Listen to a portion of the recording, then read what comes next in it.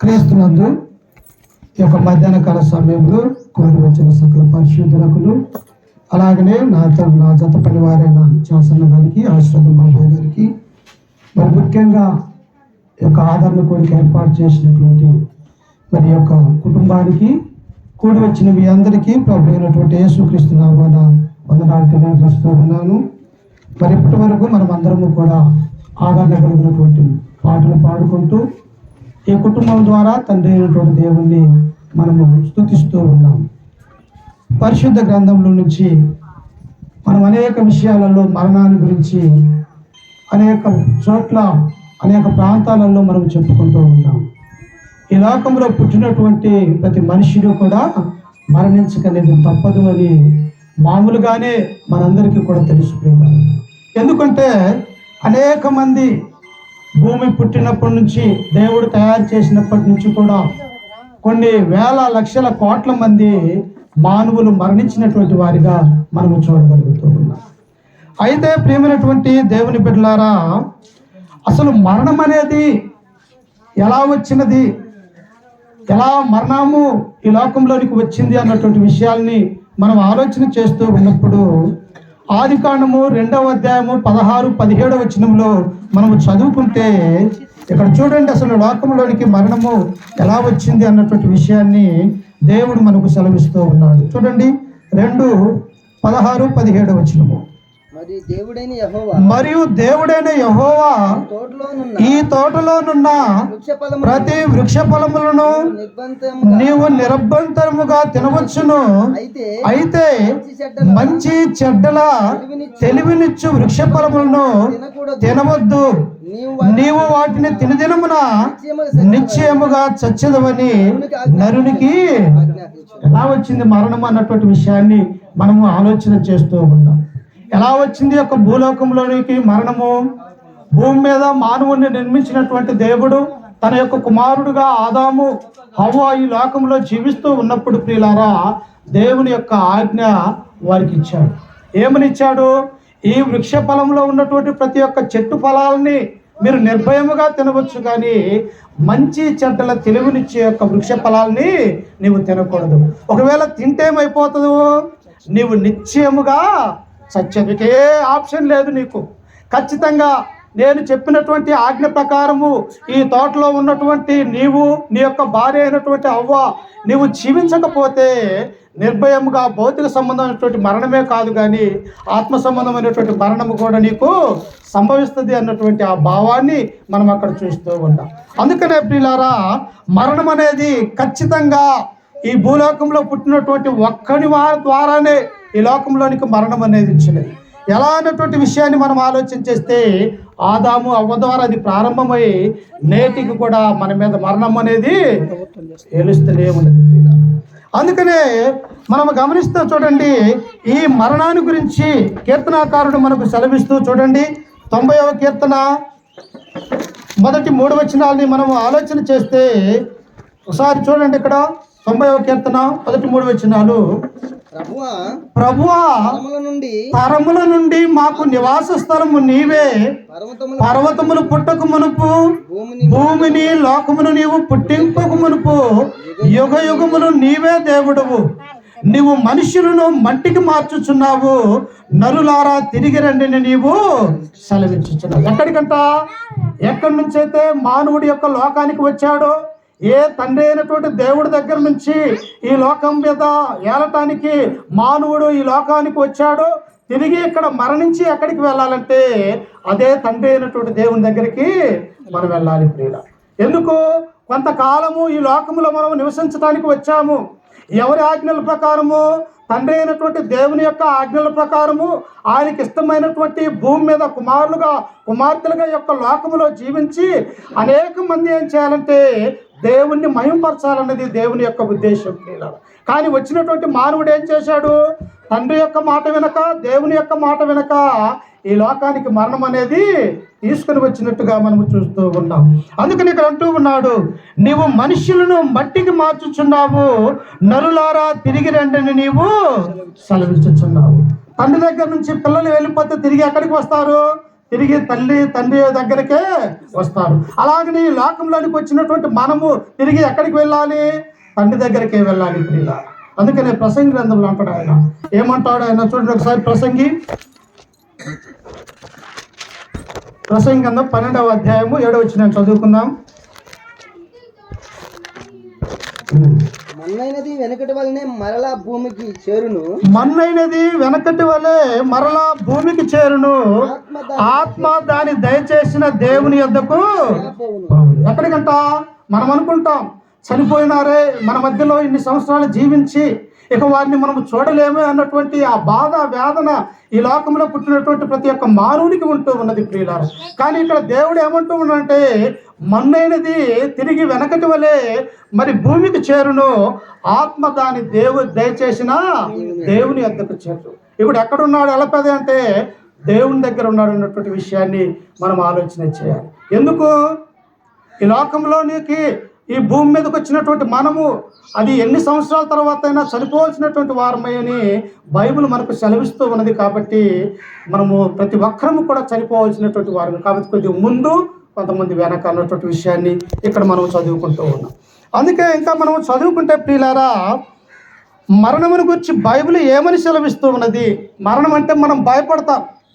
మరణించినటువంటి వారిని తీసుకొని వస్తుంటే వారికి ఎదురుగా పోతే మనం మరణిస్తామన్నటువంటి ఆ భయం మనలో ఉన్నది. కానీ అట్టి మరణాన్ని గురించి ప్రభు అయినటువంటి యేసుక్రీస్తు వారు ఏమని సెలవిస్తూ ఉన్నాడంటే చూడండి ఒకసారి. మార్కు సువార్త 5వ అధ్యాయము, మార్కు సువార్త 5వ అధ్యాయము యేసుక్రీస్తు మనకి ఇక్కడ సెలవిస్తూ ఉన్నాడు. చూడండి, మార్కు సువార్త 5వ అధ్యాయము 35వ వచనాన్ని చదువుకుందాం. ఆయన ఇంకా మాట్లాడుచుండగా సమాజపు మందిరపు అధికారి ఇంటి నుండి కొందరు వచ్చి, నీ కుమార్తె చనిపోయినది, నీవికను బోధకుని ఎందుకు శ్రమ పెట్టుదువని అనిది. ఎక్కడ సందర్భం ఏమిటంటే ప్రియులారా, ప్రభు అయినటువంటి యేసుక్రీస్తు వారు ఆయా ప్రాంతాలలో ఆ యొక్క మార్గాలలో ఆయన పరలోక రాజ్యం మరో విషయాలు బోధిస్తూ ఉన్నారు. అయితే ఒక సమాజ మందిరం అధికారి వచ్చేసయ్యా, నా కుమార్తె అనారోగ్యం కలిగి ఉన్నది, నా కుమార్తెను నీ వచ్చి బాగు చేయమని చెప్పేసి యేసుక్రీస్తు వారిని ఈ యొక్క మందిరపు అధికారి అడుగుతూ ఉన్నాడు. అప్పుడు కొంతమంది ఇంటి దగ్గర నుంచి వచ్చి, అయ్యా నీవెందుకు బోధకుణ్ణి మరి బాధ పెడుతూ ఉన్నావు, నీ కుమార్తె ఇప్పుడే మరణించింది అన్నట్లు. మరణించినటువంటి ఆ యొక్క తండ్రి గుండె ఎలా ఉండాలి? ఎంతో వేదనతో ఎంతో బాధతో తన కళ్ళ ముందు ఉన్నటువంటి కుమార్తె చనిపోతే ఆ యొక్క కుటుంబము ఎంతో ఏడుస్తూ ఉన్నటువంటి వారిగా ఉంటూ ఉన్నాం. అయితే ఆ కింద వచనంలో చదువుకుంటే, యేసు వారు చెప్పిన మాట లక్ష్య పెట్టక భయపడకము, నమ్మకం మాత్రం ఉంచుమని ఆ సమాజపు మందిరపు అధికారితో చెప్పి ఏమంటూ ఉన్నాడు దేవుడు? నీ కుమార్తె చనిపోయినదని నీ ఇంటి దగ్గర నుంచి ఇక్కడ వచ్చి చెప్పారు, కానీ నీవేం చేయాలి? నా మీద ఉన్నటువంటి ఆ నమ్మకాన్ని, దేవుని మీద ఉంచినటువంటి ఆ విశ్వాసాన్ని నీవు అలాగనే ఉంచినట్లయితే నీకు గొప్ప మేలు జరగబోతుందని దేవుని యొక్క ఉద్దేశంలో ఉన్నది ప్రియుల. ఈనాడు మనము కూడా అనేక విషయాలలో, అనారోగ్యం వచ్చినప్పుడు విషయాలలో, అనేక విషయాలలో మానవుకున్నటువంటి ఒక స్వభావం ఏమిటంటే వెంటనే భయపడిపోతాం ప్రియుల. వెంటనే ఏడుస్తాం, అయ్యో ఇట్టి శ్రమలు, ఇట్టి వేదన నా యొక్క కుటుంబానికే ఎందుకు అని చెప్పేసి మనం అనేక మార్లు కన్నీరు కార్చేవారిగా ఉంటూ ఉన్నాం. కానీ క్రీస్తు ప్రభు అంటూ ఉన్నారు, ఆ సమాజపు మంది ఆ యొక్క అధికారితో అంటూ ఉన్నాడు, నీవు నమ్మకం మాత్రం ఉంచు, విశ్వాసము కలిగి ఉంచమని యేసుక్రీస్తు చెప్పి ఆ సమాజపు మందిరపు అధికారితో పాటు తన యొక్క ఇంటికి వెళ్తూ ఉన్నాడు. వెళ్ళి ఏమంటూ ఉన్నాడు చూడండి, కింద వచనములో 38వ వచనములో, సమాజపు మందిరపు అధికారి ఇంటికి వచ్చి వారు గొల్లుగా నుండి చాలా ఏడ్చుచు ప్రలాపించుటను చూసి లోపలికి పోయి, మీరెలా గొల్లు చేసి ఏడ్చుచున్నారు, ఈ చిన్నది నిద్రించుచున్నదే కానీ చనిపోలేదని వారితో చెప్పారు. చనిపోయిందామా, మరణించినది తన తల్లిదండ్రులు, అక్కడ ఉన్నటువంటి ఊరి వారందరూ కూడా ఏడుస్తూ ఉన్నారు. కానీ క్రీస్తు ప్రభు వారు ఆ యొక్క అధికారి ఇంటికి వచ్చి క్రీస్తు ప్రభు వారు వారితో అంటూ ఉన్నారు, ఈ చిన్నది నిద్రించుచున్నదే కానీ మీరెందుకు ఏడుస్తూ ఉన్నారంటూ ఉన్నారు. అంటే మరణాన్ని గురించి క్రీస్తు ప్రభు వారు తన యొక్క మాటల్లో ఏమనిస్తూ ఉన్నారంటే, ఇది నిద్ర, నిద్రపోయినటువంటి వారు మనం లేస్తామా? లేస్తాం. అలాగనే మరణం అనేది కూడా నిద్ర అని దేవుడే స్వయంగా చెబుతూ ఉన్నాడు. కాబట్టి మరణించినటువంటి వారిని మరలా మనము చూస్తామన్నటువంటి ఆ నిరీక్షణ, విశ్వాసం అనేది మనకు ఉండాలని దేవుడు మనకు సెలవిస్తూ ఉన్నాడు. ఇంకా మనం చూస్తే చూడండి, కొరింథీయులకు రాసినటువంటి 2వ పత్రిక 5వ అధ్యాయం మొదటి వచనంలో చదువుకుంటే అపోస్తలుడైనటువంటి పౌలు ఆ మరణాన్ని గురించి మనకు సెలవిస్తూ ఉన్నాడు. చూడండి ఒకసారి, కొరింథీయులకు రాసినటువంటి 2వ పత్రిక 5వ అధ్యాయము మొదటి వచనం చదువుకుందాం.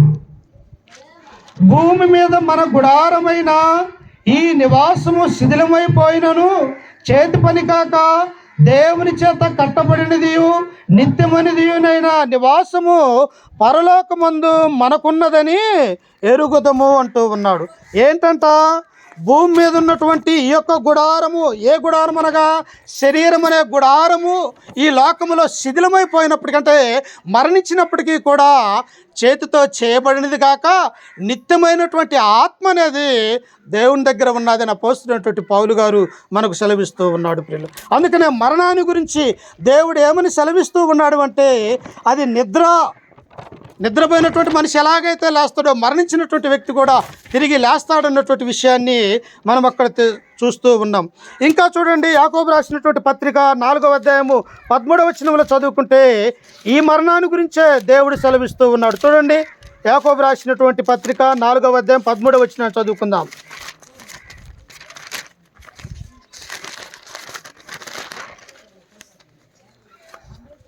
4:13 నేడైనను రేపైనను ఒకానొక పట్టణమునకు వెళ్ళి అక్కడ 1 సంవత్సరం ఉండి వ్యాపారము చేసి లాభము సంపాదించము రండని చెప్పుకుని వారులారా, రేపేమి సంభవించినో మీకు తెలియదు. మీ జీవం ఏపాటిది?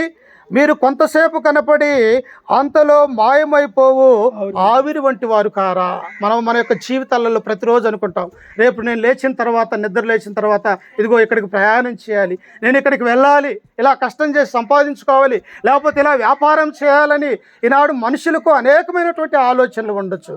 అందుకనే యాకోబు ఇక్కడ అంటూ ఉన్నాడు, ఒకానొక పట్టణానికి వెళ్ళి 1 సంవత్సరం ఉండి వ్యాపారం చేసి లాభము సంపాదించుకోవాలని ఆలోచిస్తూ ఉన్నారు. కానీ భూమి మీద ఉన్నటువంటి నా యొక్క బాధ్యత ఏమిటి? నన్నెందుకు దేవుడి యొక్క లోకములో పుట్టించాడు? నా యొక్క పుట్టుకకు కారణం ఏమై ఉంటుందని మానవుడు జ్ఞాపకం చేసుకోలేకపోతూ ఉన్నాడు. మానవుడు ఏమనుకుంటూ ఉన్నాడు?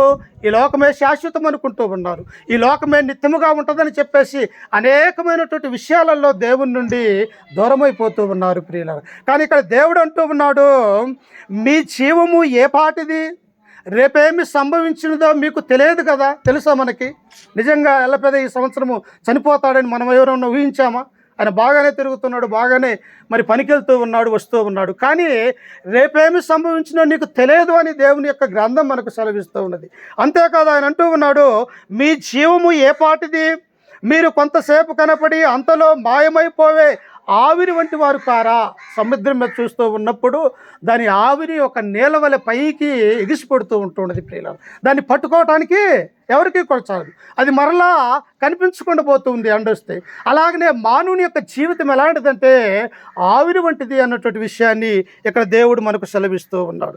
అయితే ప్రియులారా, మరణించినటువంటి వారిని అందరినీ మనము చూస్తూ ఉన్నాం. వారు తిరిగి లేస్తారన్నటువంటి నమ్మకము ఈ లోకములో క్రైస్తవులుగా ఉన్నటువంటి మనం అందరము కూడా నిరీక్షణ కలిగినటువంటి వారిగా ఉండాలి. అందుకని పౌలు అంటాడు చూడండి, తెస్సలోనికి రాసినటువంటి పత్రిక, అపోస్తలుడైనటువంటి పౌలు తెస్సలోనికి రాసినటువంటి మొదటి పత్రిక 4వ అధ్యాయం 13వ వచనాన్ని చదువుకుందాం. చూడండి ఒకసారి, 4:13 సహోదరులారా, నిరీక్షణ లేని ఇతరుల వలె మీరు దుఃఖపడకుండా నిమిత్తము. ఎవరికి నిరీక్షణ లేదు? ఎవరైతే క్రీస్తును నమ్ముకోలేదో, ఎవరైతే దేవుని యొక్క సన్నిధానానికి వెళ్ళరో, ఈ లోకంలో ఉన్నటువంటి పాపములో జీవిస్తూ ఉన్నారో వారికి ఏమి లేదంట, నిరీక్షణ అనేది లేదు. కానీ క్రైస్తవులుగా క్రీస్తును నమ్ముకొని క్రీస్తు రక్తంలో కడగబడినటువంటి మనకేమున్నది? ఒక నిరీక్షణ దేవుడు ఉంచిపోయాడు. అందుకని ఇక్కడ పౌలు అంటూ ఉన్నాడు, ఓ తెస్సలోనికలో ఉన్నటువంటి సంఘమా, నిరీక్షణ లేని ఇతరుల వలె మీరు దుఃఖపడకుండా నిమిత్తము నిద్రించుచున్న వారిని గురించి మీకు తెలియకుండా మాకిష్టం లేదు. చూసారా, మరణాన్ని దేవుడు ఏమంటూ ఉన్నాడు? అక్కడ సమాజపు మందిర అధికారి యొక్క కుమార్తె చనిపోయినప్పుడు మీరెందుకు ఏడుస్తూ ఉన్నారు, గొల్లు చేస్తూ ఉన్నారు, ఈ చిన్నది నిద్రించుచున్నది అని చెప్పేసి క్రీస్తు ప్రభు వారు అక్కడ అన్నారు. ఇక్కడ అపోస్తలుడు పౌలు అంటూ ఉన్నారు, ఏమంటూ ఉన్నారంటే నిద్రించుచున్న వారిని గురించి మీకు తెలియకుండాట మాకు ఇష్టం లేదంటున్నారు. ఎవరు నిద్రిస్తూ ఉన్నారు? ఈ లోకంలో అనేక మంది మరణిస్తూ ఉన్నారు. వారందరినీ కూడా దేవుడు ఏమంటూ ఉన్నాడు, ఆయన వాళ్ళు నిద్రపోతూ ఉన్నారని దేవుని యొక్క గ్రంథం మనకు సెలవిస్తుంది. ఇంకా చదువుకుంటే చూడండి, కింద వచనంలో యేసు మృతి పొంది తిరిగి లేచనని మనము నమ్మిన ఎడల అదే ప్రకారము యేసునందు నిద్రించిన వారిని దేవుడు ఆయనతో కూడా వెంట పెట్టుకొని వచ్చును. ఈ నిరీక్షణ కలిగి ఉండాలి. ఎవరినంట? ఎవరైతే క్రీస్తునందు విశ్వాసం కలిగి ఉన్నారు, ఎవరైతే లోకరక్షకుని నీ సొంత రక్షకుడిగా